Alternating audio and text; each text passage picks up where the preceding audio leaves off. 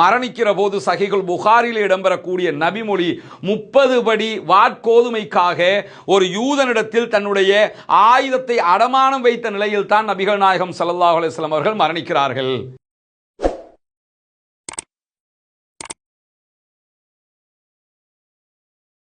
அஸ்ஸலாமு அலைக்கும் வரஹ்மத்துல்லாஹி வபரகாத்துஹு. அன்பிற்கினிய சகோதர சகோதரிகளே, புனிதமிக்க ரமலானுடைய மாதத்திலே தொடர்ச்சியாக நபிகள் நாயகம் ஸல்லல்லாஹு அலைஹி வஸல்லம் அவர்களுடைய வரலாற்று சிறப்பின் மிக முக்கியமான தேர்ந்தெடுக்கப்பட்ட பல பகுதிகளை பற்றி நம்ம பார்த்து வர்றோம். இதுவரைக்கும் அல்லாஹ்வுடைய தூதர் ஸல்லல்லாஹு அலைஹி வஸல்லம் அவருடைய ஆடை, ரசூலுல்லாஹ்வுடைய உணவு, ரசூலுல்லாஹ்வுடைய வீடு, அவர்களுடைய அரண்மனை எல்லாம் எப்படி இருந்தது என்பதை பற்றியெல்லாம் நம்ம பார்த்திருக்கிறோம்.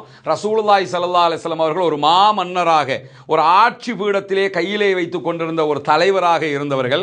ரசூலுல்லாஹ் உயிரோடு இருக்கும்போது அருகிலே பாரசீக சாம்ராஜ்யம் இருந்தது, அதே போன்று இத்தாலி சாம்ராஜ்யம் இருந்தது. மன்னர் கிஸ்ராவும் அதே போன்று கைசரும் ஆட்சி செய்து கொண்டிருந்த பகுதிகள் எல்லாம் இருந்தது. அதற்கு ஈடாக நபிகள் நாயகம் ஸல்லல்லாஹு அலைஹி வஸல்லம் அவருடைய சாம்ராஜ்யமும் இருந்தது நமக்கு தெரியும்.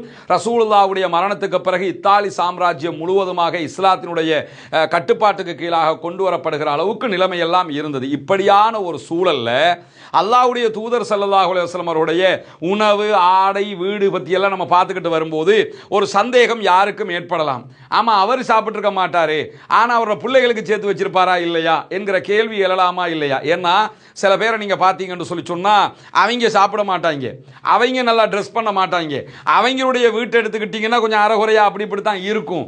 ஆனால் அவன் செத்து போயிட்டான்னா அதுக்கு பிறகு நீங்கள் போய் பார்க்கும்போது ஆச்சரியத்தில் உச்சிக்கே போயிருவீங்க. காரணம் என்னன்னு கேட்டால், என்னடா இது, நம்ம சாகிற வரைக்கும் அவனுக்கு எவ்வளவு சொத்து இருந்ததுங்கிறதே நமக்கு தெரியாமல் இருக்கும். செத்து போனதுக்கு பிறகுதான் இவ்வளவு சொத்துக்களுக்கு சொந்தக்காரனா, இவ்வளவு சேமித்து வச்சிருக்கிறானா. ஏன்னா அவன்